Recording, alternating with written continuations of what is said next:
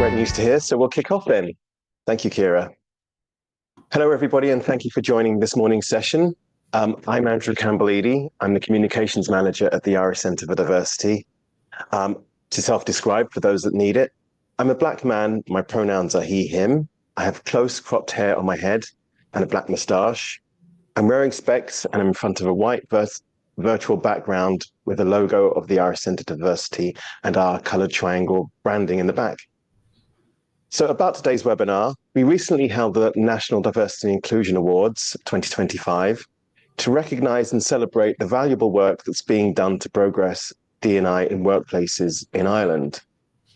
This webinar series has been devised to share the insights and experiences from the sponsor, the winner, and the finalists so that any learnings can be applied to your organisation or to help with entering the next award cycle. Today's session focuses on the category D&I leader / emerging leader. Now, D&I in the workplace doesn't just happen. It needs a leader to chart and champion the way forward. And this requires a special skill set and passion. And it's this that we're rewarding and recognizing with the award.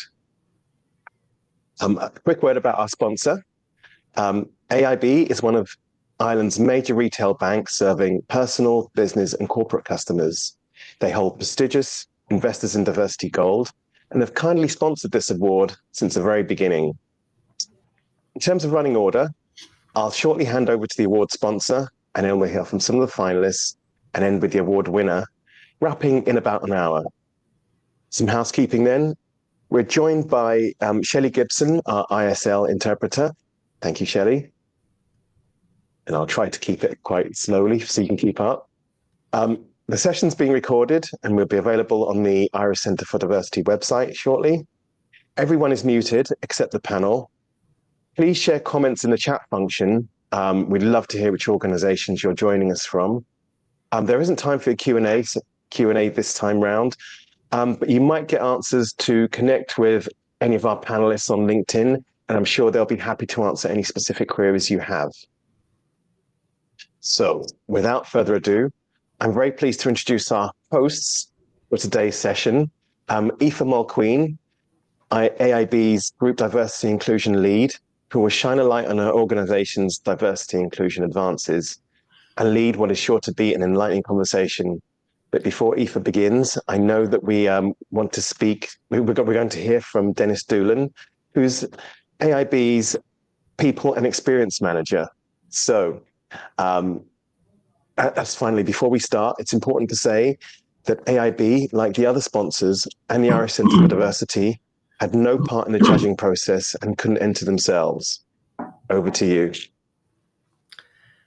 Thank you, Andrew. And hi, everybody. My name is Dennis Doolan. I'm a white, middle-aged man with too many wrinkles on my forehead. I am wearing glasses, and I am sitting in a small office in AIB's Central Park facility in the south side of Dublin.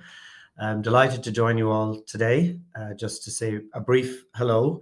I'm not able to stay for the duration, but I did want to join simply to reiterate our commitment as one of Ireland's leading corporate organisations to inclusion and diversity, or however you might describe it in your own world, DEI, and I see equality, diversity, and inclusion on the screen in front of me as well. So there are many different phrases to describe it, but I just wanted to say that we are really, really committed to the agenda and sticking to that while we're in times where there's lots of commentary going on and questions being raised, but that's not throwing us from our course in any way, shape, or form. And it's why we are committed to this award and also to the category of emerging leadership, because it is so critical in these times. It is a time for strong leadership, to stick to our guns, to stick to what matters, and create inclusive workplaces where diversity of all kinds is embraced and people can reach their full potential. To tell you a bit more about that, I'm going to hand over to my colleague Aoife Mulqueen, who will take you through the rest of the session as a host. And thank you again for joining today. Thank you, Dennis. Hi, everybody. So as has been said, my name is Aoife Mulqueen. My pronouns are she, her. I'm a white woman in the same office that Dennis was a moment ago. And I have glasses, green glasses, and kind of curly hair. So I think that's all the description you need from me. Just to talk briefly about AIB and our commitment to inclusion and diversity. The purpose of our organisation is around empowering people to build a sustainable future. So when we talk about sustainable futures, we're talking about the ESG goals that we all know and love. So things like from the environmental perspective, but also the social perspective. And that we believe that the future includes everybody. So when we say that we want to build and sustain that future, it means that we need to act now in order to be able to ensure diversity, not only in our workplace, but also ensure that we have social impact into the world around us, because none of us operates in a vacuum. And we want to be able to reflect the society around us. Just to give you some really top level highlights, I actually joined AIB from another business back in September.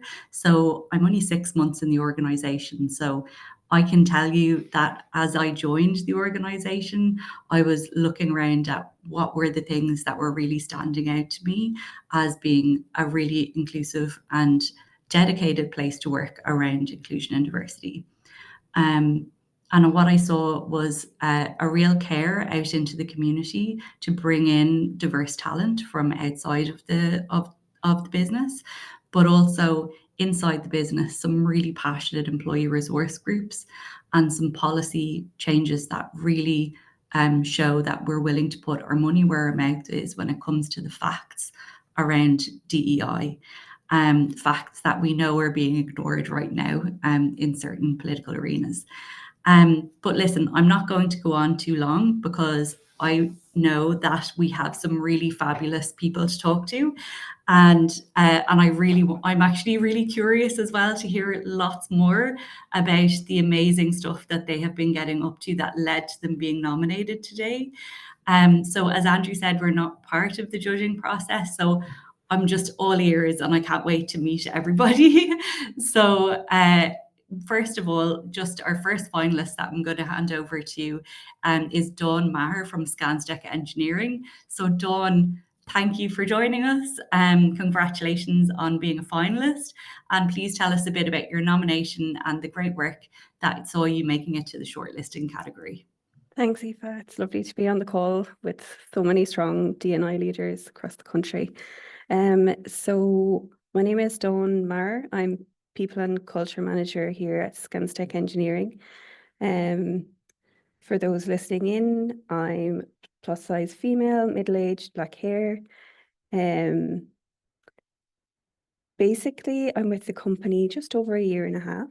And since I came on board, it was important to embed the D&I and HR strategy, in with what were the challenges for the business. So we looked at specific things like mental health in our industry. So we're a sustainable engineering company based in the Southeast. So mental health was a big, a big challenge in the industry. Also female representation in the engineering and construction industries. It is quite male dominated, and those kind of link in with the challenges around recruitment as well. So what we were really in the startup phase. So it's great to see what other companies are doing who are further along in their D&I journeys. We looked at, linkages and how we can build our knowledge and link in with stronger organizations who can help us kind of and guide us on the path through what needed to be done over the coming months and years. So we onboarded with a number of organisations. I'll give them a quick shout out. The Supply Chain Sustainability School. We are actually a founding member of their Irish branch, and they have some really fantastic resources available for companies. I'd highly recommend them. Sorry, the light is on a timer for sustainability. So we also are onboarded with the Lighthouse Construction Charity. I'm their secretary for Ireland. They do fantastic work within the community. They provide mental, emotional well-being support, financial advice, and actually financial support as well for those in need. They also upskill and train in the areas of mental health first aid. They give counselling for trauma, for alcohol, things like that are so important for the industry. And they also do outreach through peer-to-peer visits to sites, which is a really good way for to tackle things. Also Engineers Ireland, so we're a member of them, and I'm the secretary of the Women in Engineering Committee, who are now an established committee. They're doing great work, so also shout out to them. And there's not enough time, and I don't want to take from other people to go specifically into all of the initiatives, but coming from an SME and a smaller organisation, I think it's just really important to say that it's never too early to start on your D&I journey. There's lots of organisations and help out there who can actually guide you in your strategy. And also, if you're unsure of what to do, ask the people within your company, whether that's having one-on-ones or, putting surveys out to your company to see what are the challenges, what specifically, do people feel would make their lives better at work? Because ultimately, it's all about making an environment that's good psychosocially, where everyone feels comfortable, everyone feels respected.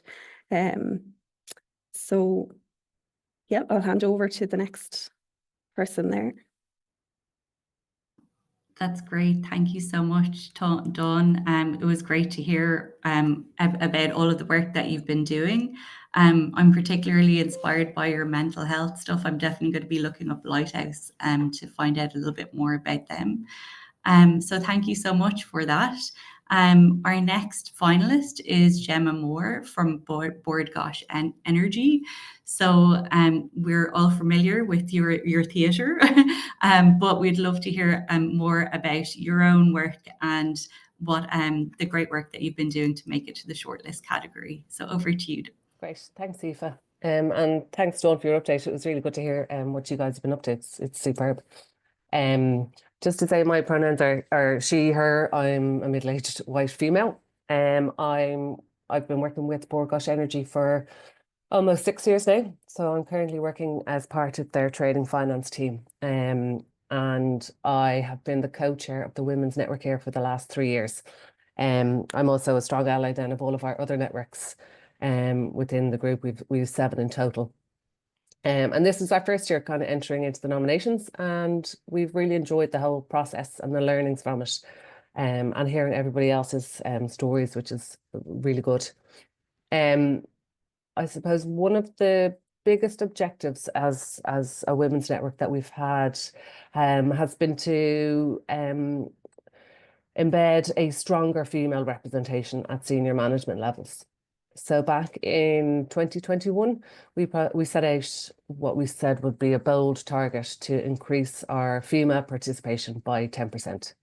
And through various ways, we managed to reach this target by August of 2023. So I might just outline some of those initiatives that have helped us, and some of the events and awareness campaigns that we've used to drive that alongside the business. Also our senior sponsors have helped us, and our HR department. So some of the initiatives that have helped drive the increase was around promoting female STEM candidates and STEM careers within the business. We have a target within Bord Gáis Energy to have 30% female engineers on board by 2030. And we're working really hard to make sure that this happens. We also did a lot of streamlining of our of our recruitment to make sure it was gender balanced. And we've offered a lot of mentoring, coaching and leadership programs that are focused on females, such as the Every Woman Leadership Program, and we've also been involved in Moving Ahead program. Some of the events, I suppose, that brought around awareness for these areas that we would have rolled out and been heavily involved in included allyship training.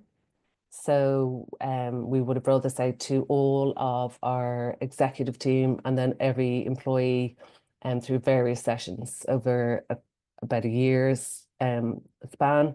And we also delivered that allyship training to our other women's networks in, we're part of a bigger group, Centrica Group. So as part of that, we would have rolled it out to the UK as well.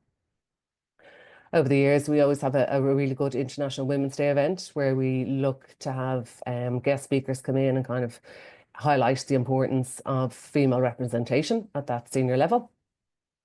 We also try to encourage social and networking events within the women's network and those outside of the women's network as well, just to, I suppose, have those conversations around what's important. Within Bord Gáis Energy, we're also a charity partner with Focus Ireland, and we've been their charity partner for 10 years. And as part of that, we've been very heavily involved in their Shine a Light campaign, which is held every October. And we've been very involved in ensuring that our women's network is involved and signing up to kind of highlight the impact of homelessness and what the impact that has on females and families. And we've also been part of relaunching the Philanthropy Circle for Focus Ireland, which is another way for them to gather donations for youth homelessness. We look at ensuring that we have a lot of our females in awards and being celebrated. So we do a lot of internal award sessions, and we also look at external awarding. This year as well, we've started a hormone hub, which is a great way of providing information on males and females with regard to hormonal health over their life cycle. And we've looked at situational awareness training for staff, just to make sure that they are aware of how they should be looking after themselves when they're coming to and from work. I suppose in terms of policies within the company, what we have done in order to try and level the playing field is push for increased non-birth parent leave. This is currently in the pipeline. It's been rolled out in the UK and we're hoping to have that here in Ireland very soon. We've really pushed to update domestic abuse policies, train mental health champions, and to signpost areas that people need to be able to help in this space. And then we've also been looking at early pregnancy loss leave. So this usually goes hand in hand with fertility issues. So we want specifically for parents to recognise the impact of that loss on individuals. If I was to call out the biggest achievement within Bord Gáis, I would say is the turnaround, excuse me, on our gender pay gap. So we've seen a huge change in terms of that median. It's actually more in favour of women at the moment. And so we're really, really delighted to see that. And we're striving to make sure that that is the way this continues, that we see a huge more uptake of women in senior roles, and that we keep pushing those targets as we go along.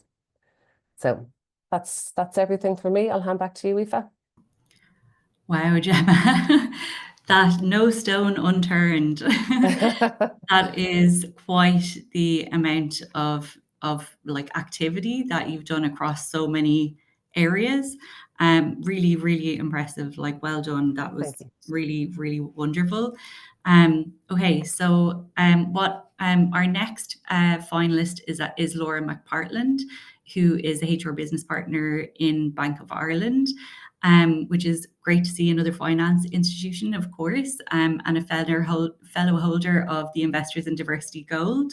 Unfortunately, Laura is unable to join us today, and she does send her apologies, but I just wanted to acknowledge the work that she has obviously put in to this area by being nominated or shortlisted, I mean.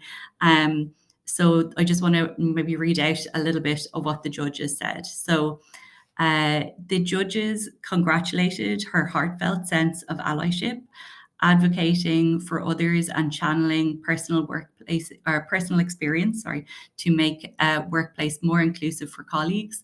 Congratulations, Laura, on your achievement, and we look forward to hearing more from you in the future. So that is wonderful. So that means that we are moving on to our next finalist, who is Nia McGill from IDA. I was in your offices on Hatch Street yesterday at the Better Balance for Business. So that is, you are also Investors in Diversity Gold holders, which is wonderful. Nia, tell us a little bit more about your nomination and the great work that you've done to make you a finalist in this category. Thanks so much, Aoife, and it's been great to hear from Gemma and Don so far, and always excited to hear from Samuel and Carla just on the amazing amount of work that everyone is doing to make our island of Ireland more inclusive and more accessible. So it always makes my heart happy. So as said, I'm Nia McGill. My pronouns are she, her. And I am the Equality, Diversity and Inclusion Lead for IDA Ireland. A brief physical description of myself. I am a white female with pink pixie cut hair that is slicked back today, a black eyeliner and some light pink lipstick. I'm wearing a black V-neck shirt, and my background is white with rainbow circles that are the IDA Shamrock inspired logo.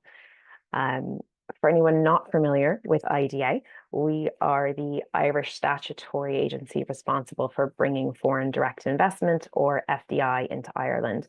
So in a nutshell, for the past 75 years, we've been bringing non-Irish companies into Ireland to create jobs. As an organization, we started to focus on EDI, I'd say it was 2017, late 2017. I would have onboarded in July of 2019 and took up the role of EDI lead in 2021 with a very specific focus on understanding how equality, diversity, and inclusion shows up in our day-to-day. How do we embed the enabling conditions for diversity to thrive? And how do we execute this specifically in a business context? So summarizing a lot of work over the last 4 years, as an organization, we've come to understand, or maybe just define for ourselves, that equality is about creating equity in our processes so that everyone has the opportunity to thrive in their chosen career. Diversity is about ensuring that there are different perspectives and different life experiences present within our organization. And inclusion is an act. It's about creating an environment for cognitive diversity to be voiced, to be valued, and to be actioned. So cognitive diversity, or diversity of thought, is where the benefit of EDI is held. You need different perspectives to get to different outcomes. Echo chambers don't create new sounds, and new sounds create new impact. And if our environment is unintentionally quashing voices before they have the chance to apply for the job, to interview for the job, onboard, train, develop, be promoted, even to retire from a job, if our environment is preventing people from having a full and meaningful career, then we're missing the benefit of EDI. So we look to address this, I suppose, in a myriad of different ways. And I think that the structure that the Investors in Diversity process has been really helpful for us. It takes a very large and complex process and breaks it into very clear, defined steps, which, when you're engaging with senior leadership as well, I think is really important to be very clear and concise. And it's still a lot of work, but we can see the incremental improvements that have led us from bronze in 2020 to silver in 2022. and then being the first public sector organization to achieve gold in January 2024. When you put in the work, though, you see the progress, but I can't stress enough, it is work. So if you are a lead on the call and you're at the spearhead, know that the whole group here sees the efforts you put in. If you're supporting a lead, ask them what they need, because there is a long laundry list of stuff that we need that we're just waiting for somebody to jump in and say, hey, how can I help with this? We put in a lot of work, like I said. It's research, it's co-design, it's feedback loops. And we structure a lot of that through our public sector duty of assess, address, report, which is outlined by the Irish Human Rights and Equality Commission.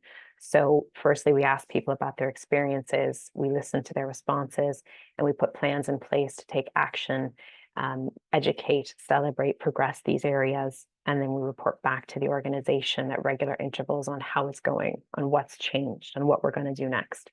And then we start that process all over again. So it's this continual rhythm, I suppose, and it has helped us to formulate very robust initiatives across the different areas that we focus on each year. So as a few examples, and I'm conscious of time today, so if anybody wants to reach out, I'll put my LinkedIn into the chat. You're more than welcome to reach out. Always happy to schedule a quick chat. But some of the initiatives are our work placement program that is done in partnership with the Open Doors Initiative. We're in our 5th year of that, which has been the most rewarding experience, and definitely changed how we do a lot of things in IDA and our larger processes. We're in our 4th year of sharing demographic data at our annual conference and at our mid-years. And we can show now that our different levels in IDA each have at least 30% gender representation, and our executive committee has 58% female representation as of December last year. We have finalized our safe space process, which has been a 4-year pilot that provides confidential support systems for colleagues who are experiencing challenges in the workplace. We've introduced an anonymous reasonable accommodation process and a complementary accommodations passport pilot process. That's a lot of P's I'll put together. So it allows colleagues to request accommodations without fear of stigma and to get the supports that they need without having to disclose to the organization any conditions or disabilities or needs that they might have. I'm also really proud of a lot of our colleagues. We've worked very hard to empower them to bring their own passion areas to life in EDI, whether they're part of our core team or they're an EDI champion or just a regular colleague that kind of comes in and comes out as they have time. Some of these partnerships are Common Purpose, Think Lab at the University of Cambridge, and the African Professional Network of Ireland. And just on a personal level, I'm so proud to be part of this cultural evolution where people trust us to share and to amplify their stories. We're learning how diversity shows up in the workplace day to day and how we can practically help and create an environment where inclusion can thrive. Over the years, we've gained confidence in asking difficult questions and hearing uncomfortable answers, but we've become more educated on the lived experiences of our colleagues and how we can build inclusive systems to foster that cognitive diversity for truly innovative solutions. And that's me done. Thank you, Naya. I love the idea of the reasonable accommodations passport. It sounds really, really interesting. I might be hitting you up on LinkedIn over that one. Absolutely, absolutely, anytime. Thank you. Brilliant. Okay, let's move on to our next finalist, who is Samuel Riggs at Irish Rail. I love a train, so delighted to have you, Sam. Also, I remember you on stage on Friday night. It was clear you have huge backing from your leadership team, and you spoke really beautifully, I have to say as well. I can't not acknowledge that. So no pressure though, so you've been highly commended also in a previous year. So please tell us a little bit about your nomination and the great work that made you a finalist. Of course, and just to say, so pleased to see so many of my contemporaries here in this field. It just buoys you up hearing all of this amazing work that's going on. So nice to meet you all. My name is Samuel Riggs. My pronouns are he, him. I'm the Equality, Diversity and Inclusion Program Manager at Inrad Éireann. I'm a white man with short cropped blonde hair. I have blue eyes and currently I'm wearing a black jumper. I have my background blurred, but I'm sitting against a white wall with a few colourful posters up in the background. For those of you who don't know Inrad Éireann, we are the rail operator across Ireland, and we take responsibility for the running of trains across the country, as well as strategic and infrastructural upgrades to the train network as well. And I think similar to AIB, what differentiated us in this category is that Irish Rail is really kind of speeding up, if you'll excuse the metaphor, when it comes to transport, when it comes to ED&I rather than slowing down. We only really started out on this journey in a strategic way around 2022, which is when I joined the organization. And as you can imagine, Irish Rail is quite a homogenous business currently. Similar to Scanstech, we are overwhelmingly male, we're very white, we're very heterosexual. So the trick with ED&I has really been making it relatable, making it something everyone feels comfortable talking about, and making it something that everyone feels empowered to show up for their colleagues. So I'm approaching my 3rd year at Irish Rail now.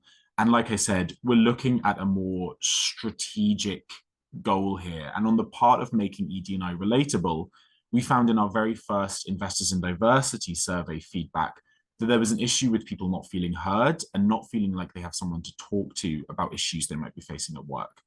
So we really took this on, and ED&I has become the de facto anti-bullying support contact team, providing outreach opportunities and growing knowledge of ED&I amongst the employee population. One of the first things we did was embark on a countrywide dignity and respect roadshow, bringing the good word of ED&I and anti-bullying to the rest of the business. And as you can imagine, we do have a lot of frontline staff. We also have a lot of shift workers. We have a lot of night workers. So it's not just you show up, you do a workshop, you have to go back. You might have to go back again. You might have to go back a 3rd time to hoover everyone up and to get all of the information out there. I suppose we've also set out our Vision 2030, and we're working on creating our Strategy 2030. And these are our real top-line goals that senior leadership can get involved in. And we've brought ED&I into all of our departments, including as a key strand of our sustainability team, alongside our Sustainability in Motion strategy, and working with health and safety as well, to bring information to frontline staff and make ED&I as important as safety is to frontline staff. We've established a number of employee resource groups for women, for people with disabilities, the LGBTQ+ community, people born outside of Ireland, and working parents as well. And all of those networks are flying. They're doing absolutely stellar work in the space. I won't touch too much on female representation because you might hear about that if you tune into the Advancing Gender Equality talk tomorrow. But a big part of it is that we're preparing for the future of women at the railway with a lot of schools workshops and partnering with all girls schools for the first times around the country, and also upgrading our built environment for women. So the railway wasn't really set up. For example, simple things like toilets weren't there, but we've done a total overhaul and a review of all of our locations, and we're looking forward to starting to build those toilets, and indeed we've already started actually. We've also obviously run things like our Inspire Women in Leadership program out of our talent development department, and we've expanded massively our International Women's Day event and brought those events outside of Ireland.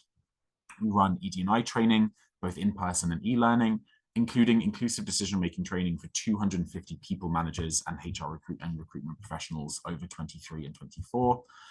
We have a lot of great partnerships, but especially the ones I want to shout out are with the Open Doors Initiative, Business in the Community, Back to Work Connect, and soon we hope with As I Am as well.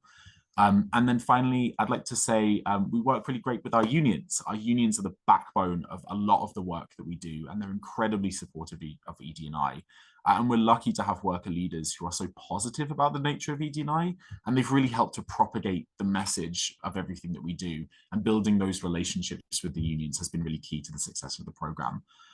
So that all really culminated in kind of what you saw on, I suppose, on Friday, which is that for the first time, we saw ED&I goals in our CEO's commitments for the year. And that has trickled down to the rest of our senior leadership team as well. Our big headline goal at the minute is that we want to double the number of women and have 25% of all new recruits be women over the coming year as well. And ED&I is regularly invited to the board, and we're delighted to have such a supportive board in absolutely everything that we do. So that's really just, I suppose, a touch on everything that we've got there. I don't want to go too much into everything, and I realise that I'm right up against the time limit. But again, thank you to the Irish Centre for Diversity for supporting us on this, and again, to the fantastic cohort of people here as well. Thank you very much, Sam. That was great. Really loved hearing about all the range of activities that you're doing in Irish Rail. Those are some great goals that you're going after as well. So thank you so much. We're going to move on to our next person, who is our finalist, but also our winner for this award of Emerging Leader / Leader. And that is Carla McMenamin. Ooh, almost got it wrong. Carla McMenamin from Uisce Éireann. So congratulations, first of all. To set the scene, I just want to share some impressive comments from our judges. So here, our first one is the judges recommend you for a very strongly written submission with senior colleague endorsement and impressive performance at the interview. You demonstrated key examples of D&I thought leadership. You outlined why very clearly, and you were visionary in your next steps. You consistently take positive action with your organization. You act as a role model to your team, to the teams you support, and you also have a very clear and passionate commitment to bettering the organization. So those are some really fantastic words from our judges. So Carla, please tell us more about your nomination and the great work that you've been doing to make you the winner of the National Diversity and Inclusion Awards 2025 DEI Leader / Emerging Leader. Over to you. Thank you so much. Thanks, Aoife. So first of all, I just want to thank everybody on the call here today. It's phenomenal just to hear everything going on across Ireland, across the organisation, and supported by the Irish Centre for Diversity as well. So just for everybody on the call, my pronouns are she, her. I am a middle-aged woman with long black hair. I'm wearing glasses with a tint of green. I'm not sure if you can see that at all. And earrings that are silver. And I didn't realize my background had hearts. So Valentine's is Friday. So this is a good thing. It's very colorful. So yeah, look, it's pretty amazing to be, amongst the categories here and, be part of this. But like, I would say I haven't slept a lot since Friday. I've been pulled every which way, as you can imagine, but I just want to acknowledge the incredible work of my fellow finalists. And I work very closely with Sam and Naya on an external group as well. So I'm delighted that we're all here together. And I suppose, I work for Uisce Éireann. I'm the D&I specialist here at Uisce Éireann. And Uisce Éireann, for those that don't know about the company, we do provide water to every business across Ireland. And at the moment, in the context of our organisation, we're going through a real huge growth, a significant period of growth, which means that, we are going to have more diverse needs and requirements across our organisation and an ageing workforce. So internally, I support our I Belong programme. I've been working in Uisce Éireann since 2022, very similar to Sam, a few years in our roles. And I'm the first person to work as a D&I specialist within the organisation. And I think that's really important to mention, that there is a D&I specialist in the organisation, or a lead, or someone working in D&I. And it's not an add-on to another job, because it's such important work that we do across the organisation. So my journey really to DEI, I think that's really important in the context of this as well to mention. I worked previously in Dell Technologies serving EMEA, and look, I learned an awful lot traveling across the world, really looking at, the cultural nuances and systemic barriers that really existed in different regions. And I learned an awful lot from the employee resource groups across that as well. And then about 4 years ago, I completed the first master's in diversity, equity and inclusion with the IDT in Dún Laoghaire, which has really helped turn my experiences into actionable strategies for this. And I think that's really, really important. If anyone who meets me knows, I am an active listener. I love collaboration, and I like meeting people where they're at in DEI. I think that's really important. Everybody has a different understanding. And as we can see in the context of society right now, everyone has a different opinion. And I think it's important to message that it's really about building processes and systems so that everybody can benefit, and removing those systemic barriers so that everybody can benefit. And I think as well, a key part of us in organizations is really looking at those organizational blind spots and developing strategies around that, creating those sustainable pathways. So as I mentioned in my role, I'm operational and I'm strategic. And I suppose we have 5 employee resource groups, an ethnicity and cultural network, a women's network, a family network, a women's network, and an ability network. And we align to our D&I council, our leadership team, and also it's aligned to our corporate strategy, which is Thrive. And the H of our Thrive is to harness a safe, diverse, and inclusive, high-performing workplace. And a lot of the work, even as Sam mentioned, is around safety as well, and ensuring that we have a safety culture. So I don't have a lot of time, but I'm just going to go through some highlights really, really, really quickly. So about a year ago, I did some research with the water utilities in the UK. I was part of a program researching EDI in the utilities industry. And that really shaped a lot of the nuances across the regions of what we should be doing in terms of representation, retention, recruitment, and all of that. And I used the metrics and the data when I took part of that to develop a 3-year strategy in collaboration with the organization. And our 4 pillars of our strategy are around inclusive culture, workforce diversity, community impact. And it was really important that we had our employee resource groups up there as a pillar as well. So within those, then we have actionable strategies, which I implement. But for today, I'll just talk a little bit about the community piece. So we are a heavy STEM organization, and that's really, really important. So we align with I Wish. We were at I Wish last week. And it's really about making sure that we're promoting STEM subjects to girls. And that's hugely, hugely important. We're also aligned to the Supply Chain Sustainability School. And I suppose a lot of us are doing very similar work in different areas. Business in the community and that pledge, extremely important. Outside of that, our inclusive policies, I suppose, building inclusive policies and really looking at them. Bringing a D&I policy was really important. It's something that I worked on, and making sure that we had that within the organization. Last year, we had 37 events across the organization within all of our ERGs, which is absolutely incredible. And I introduced and co-created a disability awareness training, which has been instrumental and hugely effective in our workplace. It was the highest rate of completions for us as an organisation, and it really, really looked at the social model of inclusion and creating that safety culture. I suppose, looking at our gender pay gap and all of the actions around that, I did some focus groups last year across our organisation with women and men, just to get a real sense of some of the gaps that might be around some of the pillars that we have in our strategy around inclusive culture, even workforce diversity. And we use that and those actions to look at our next direction of our initiatives and our policies as well. So that's hugely beneficial, I would say, focus groups across the board. In our early careers, we set a target of 40% female representation. In early careers, we've succeeded and exceeded our expectations with 50% early careers representation.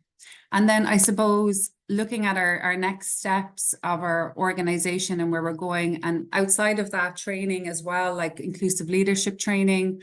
We've done so many different avenues in order to really get the message across. Safety, empathy and safety, having safety moment with empathy, and having leaders actually speaking about that. It's hugely, hugely beneficial. There's so many things we do as an organization, but I have to say it's really, really all about collaboration and ensuring that me and in my role that I get out there and I actually listen and engage across the organization and bring these initiatives and programs forward. Currently, we're working on an intergenerational project, which is really, really exciting. As we scale as an organization, it's really important across generations that we're doing something as well. And I think work shadowing and looking at those areas in this significant period of transformation is hugely important. It's also important that, you know, we have an inclusive hiring toolkit for managers.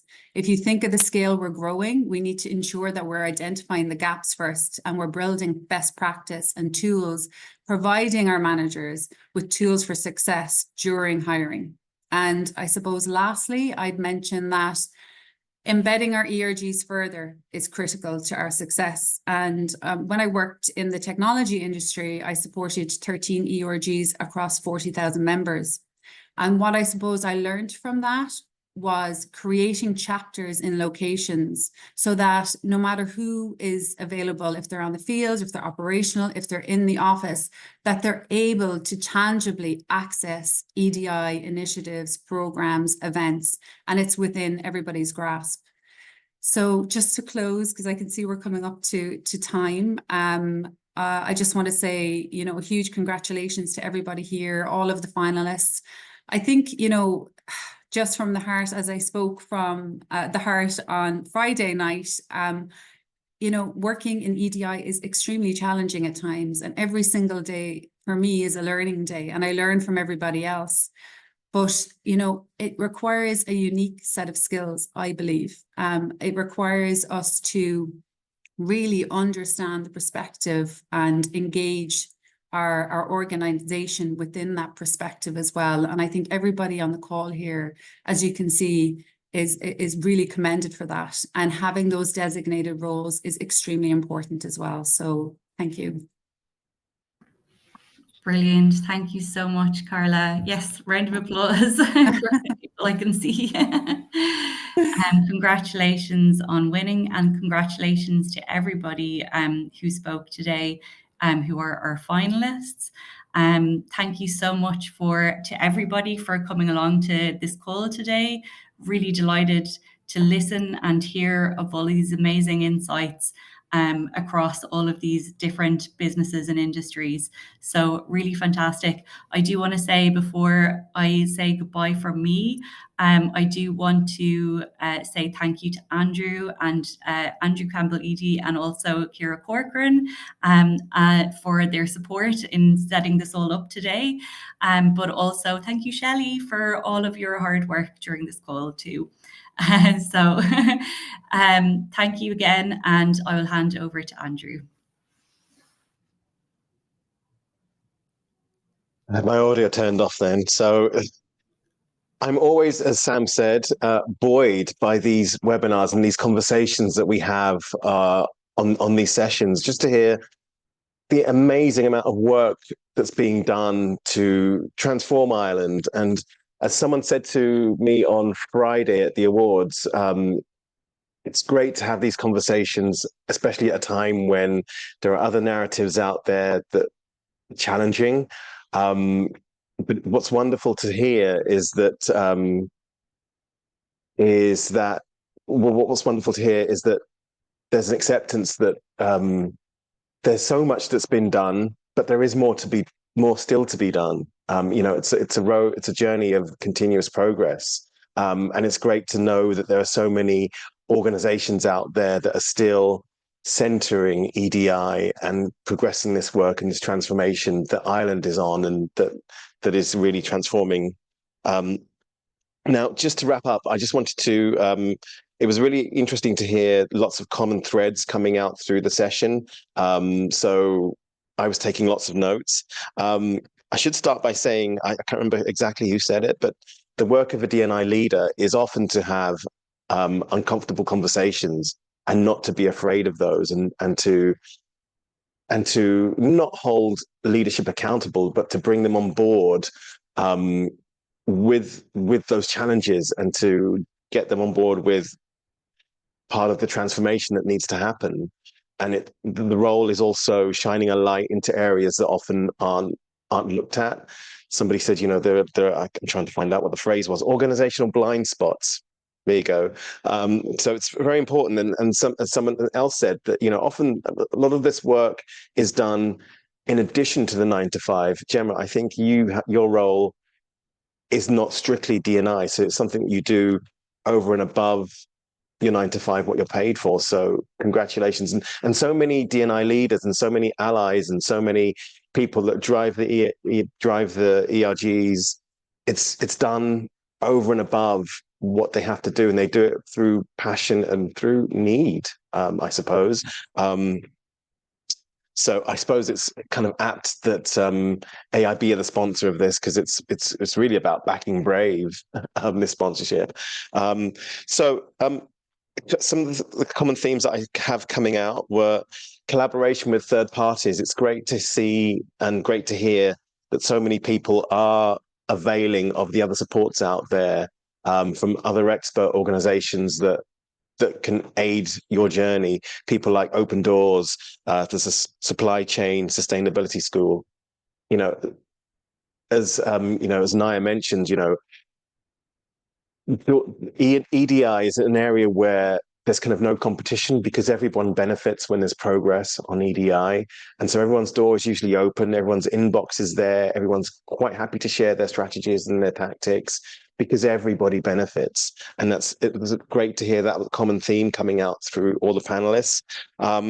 So collaboration with third parties, listening to your people, making your work relatable. That's a cornerstone of bringing everybody on board and making sure that everybody thrives and everybody feels that they're part of the progress. Setting goals that are measurable, very important, because otherwise I can't remember exactly what the phrase is, but without facts and data, EDI is just it's an opinion. So it's so important to have measurable goals and hold people accountable, hold leadership accountable, hold yourselves accountable.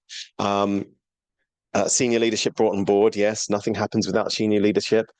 We are in a time when a lot of change is coming from the grassroots, but the majority of organizational change and transformation does still trickle down from the top. And Sam, it was so enlightening to see and so rewarding to see your senior leader share the stage with you and really drive that message home. And I on the night I was thinking, I'd love a dad like that. He was so supportive and so passionate about what you do and so on board with it, and it was lovely to see. Training again was a common theme. We don't operate in a vacuum. There are experts out there, so bring them on. And I'm not just talking about the Irish Centre for Diversity's training. Someone mentioned a very, very important thing was to look for awards. Gemma, I think that was you, about looking forwards and entering them. It's important to celebrate the work that's done out there, celebrate the people that are on the journey with you, and different perspectives. That's what it's all about, really. That's where innovation comes from. That's where the magic happens. That's where the business benefits come from. That's where the different ways of solving challenges come from. So very important to bring those on. And I think that was it, really. Now, we've got 5 minutes left. And because it was an amazing session on Friday, and Sam, you did speak so amazingly at the end, I'd like to take our last 5 minutes to give you that platform to just share that message about the importance of valuing all of EDI, and an area that is in the news at the moment and has been for a while and has become a bit of a punch bag, but it shouldn't be. So, Sam, if you could just take us through, use that remaining time to just take us through your very powerful message about supporting trans folk, our trans brothers and sisters. Of course. If you don't mind. Absolutely. I think, I haven't prepared a huge amount for this piece because I kind of wanted it to maybe come from the heart a little bit. I think trans people make up, about 1% of the world's population. But they're being blamed for nearly 100% of the world's woes at the minute. They're in the media constantly. It's just this constant slew of attack and vilification. And when I think of the trans people I have in my life, my close friends, all they ever want to do is live a life peacefully, have a few pints, hang out, listen to music, have a good time. And it hurts so much that these people who have, and I mean this, really defined my journey as a queer person, have helped me to be more comfortable in myself through their self-acceptance, that they're facing attack from hostile governments and other hate groups around the world. It's so unfair. And I think that as employers, both public and private, we know that there are increased rates of homelessness amongst the trans community. We know that there are increased rates of unemployment, of increased rates of mental health, of suicidal ideation. And all of those can be combated in certain ways through not just employment, but through supportive communities in employment as well. And that's where I really want to come from, is that, we need to hire trans people. We need to speak up for trans people. We need to have trans inclusive policies, and we need to live trans inclusive lifestyles. And I think that, it's more important than ever. Like I said, trans people are 1% of the population being blamed for 100% of the world's woes. So the likelihood of being in the room with a trans people at work at the minute is quite low, but that's why it's all the more important to speak up when they are not in the room. Because if you hear transphobic, anti-trans rhetoric coming out, then that's the time to challenge it. And we all have the skills to do it, to say that that's not okay. We recognize it when it's not. We recognize it when it's not acceptable. And that's why I think that I would really just put out a rallying cry to everyone on this call. I know that everyone's, maybe we're in a little bit of an echo chamber here, maybe we're in a little bit of a bubble, but there's opportunity to challenge, there's opportunity to come out swinging in defense of trans people. And I meant what I said up on stage: true gender equality, what we call gender justice, it will only be achieved when we can all have access to the same opportunities. And that includes trans people, that includes non-binary people, and to live a life that is free from harassment, to stand on equal footing and know that we all put in the effort to look out for, protect, and uplift our fellow humans, no matter their background and no matter where they're from.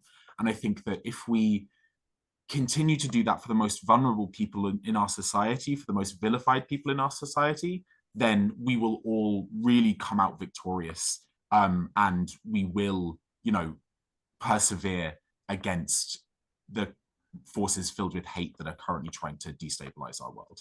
So that's just what I would say to everyone. And thank you very much for giving me the time to say that again. I really appreciate it. Not at all. Very powerful message that, as I said, should be heard.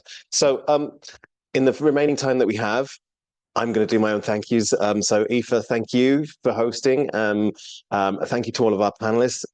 Congratulations to Carla, our winner. Thank you, Shelley. Again, thank you, Kira, in the background, for putting this all together. And just to let you know that the recording, again, will be available shortly, in a few days.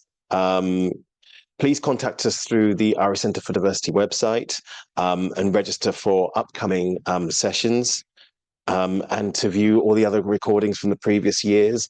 And depending on when you're watching this, you'll be able to see all the other recordings from the other sessions in this cycle. That's it. I think we're up to time. Thank you very much, everybody. Thank you all. Thanks. Good to see everybody.